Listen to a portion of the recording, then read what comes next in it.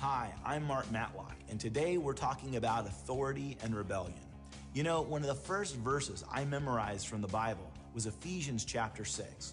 Children, obey your parents in the Lord, for this is right. I memorized it not because I wanted to, but because my mom quoted it to me time and time again. You know, like it or not, God has put our parents in authority over us, and how we respond to their authority can affect many different issues in our life. So what about you? How do you respond to your parents' authority in your life?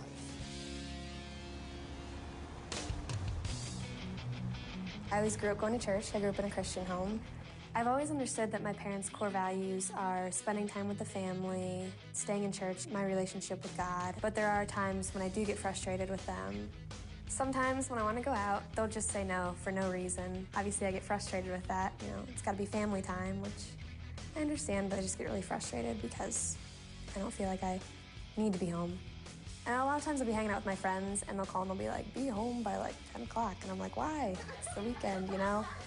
Or just times when I want to go do something and no plans whatsoever. My parents haven't told me about anything. I know they're not doing anything, and I know they don't have plans for me either. And my parents just say no, be home. And when we disagree, I mean, you know, if I had like just even like a small argument with my parents, I would just make it into some dramatic ordeal. I would just explode and then they'd say no and I'd get mad. Last summer, a group of my friends were going camping. I didn't have any plans that week of the summer, and neither did my parents. And so I didn't really think that there was a reason that they should say no. And so I asked, and they're like, no, we don't think it's a good idea. And so I kind of blew up at that because they just kept saying no. The times when they say no, I just think that they're not being fair, or they're not letting me do something just for the heck of it. I just think that they're being ridiculous. Sometimes it is hard to control my frustration with my parents. I think if you have a healthy relationship with your parents, you should be able to talk to them about anything. Me and my mom have had multiple conversations about this. I think we all can identify with Jordan's situation. At one time or another, we just didn't want to give in to our parents' decisions. Surrendering to their authority is usually faced with one big problem in our lives: pride. And if we don't understand how to surrender and submit to our parents' authority, we can become fools real quick. Proverbs 12:15 says, the way of the fool seems right to him, but a wise person listens to advice. It's important that we understand our parents can help us in many of the decisions that we have to make.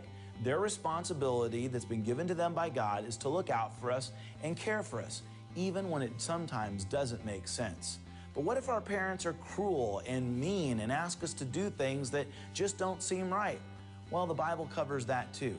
In 1 Peter chapter 2, Peter writes to slaves that are working for other masters. And he says, don't just do what is right and obey your master when they're kind and reasonable, but also when they're cruel and unreasonable.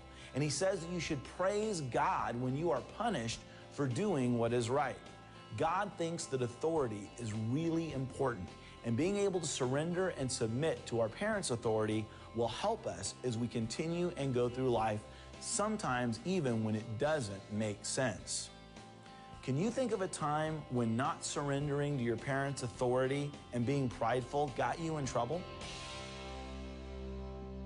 I was always told, live the life that God wanted you to live. Throughout my life, I couldn't really see how I was supposed to do that. I didn't feel like I was capable of doing it. With my parents always being so active in church, my mom was always setting up, youth events and everything. I knew that she wanted me to be like the number one kid that everyone looked up to in youth group. With them always wanting me to be the good kid, I knew they would do everything they could to protect me from getting involved with girls and alcohol and drugs, anything they could to keep me from that. Right after I entered high school, I started hanging out with a whole different group of kids, and I ended up talking to the wrong people, and that really pulled me away from God and from church and from my family. It was like my parents were two people that wanted me to be the good kid, but everyone else wanted me to be someone else. Everyone was telling me, the girls and partying and having fun, that's the way to live your life. And it was just so much easier to choose the sex and the drugs and the partying over trying to get closer to God. I was always annoyed with my parents wanting to give me rules and guidelines that I needed to follow, curfews, and always calling me to check up and see where I'm at. But I think the main reason it annoyed me is because I knew I was somewhere they didn't want me to be. I would always find a way to lie to cover up how I really acted when I wasn't around my parents or at church.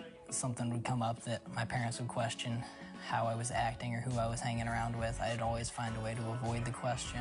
I would always find excuses. I would say that maybe I had to work, something to get away from doing it. About my junior year, I had been with about 4 or 5 girls active in selling drugs. I had been lying to cover up where I'd been all the time. I was trying to avoid going to church at times. I was really getting scared about how deep of a hole I was digging for myself. And it was just getting really frustrating to try and remember, what have I told them today? What did I use to cover up what I had said yesterday? If my parents found out one thing, that would uncover everything. I was always scared that if my parents found out who I was when they weren't around, or the way I would act, that they would just be so disappointed in me, they wouldn't want anything to do with me. Steve found himself in a pretty big hole that he made for himself. I don't know, I don't think Steve woke up one day and said, hey, I think I'm gonna mess my life up. Yet that's exactly what happened, is he began to rebel against the authority that God had placed in his parents, in his life. Slowly, he began to go deeper and deeper and further and further and further away until he found himself in a real mess. And the only way that he could get back to healthy was to own up and face the consequences to the decisions and choices he had made in his life and take responsibility for his actions. He couldn't imagine that his parents would understand or that they'd take him back, yet they did when he came clean. It's so important that you respond appropriately to the authorities in your home that God has placed in your parents. So let's review a little bit of what we've talked about today. We've talked about the fact that God has placed our parents in our lives to be an authority over us. We've also talked about the fact that one of the big issues that gets in the way of that is our own pride, our own selfishness, our unwillingness to surrender to them as authorities. So what we do, we choose the way of the fool. And it seems like it makes sense to us, but a wise person listens to advice and counsel.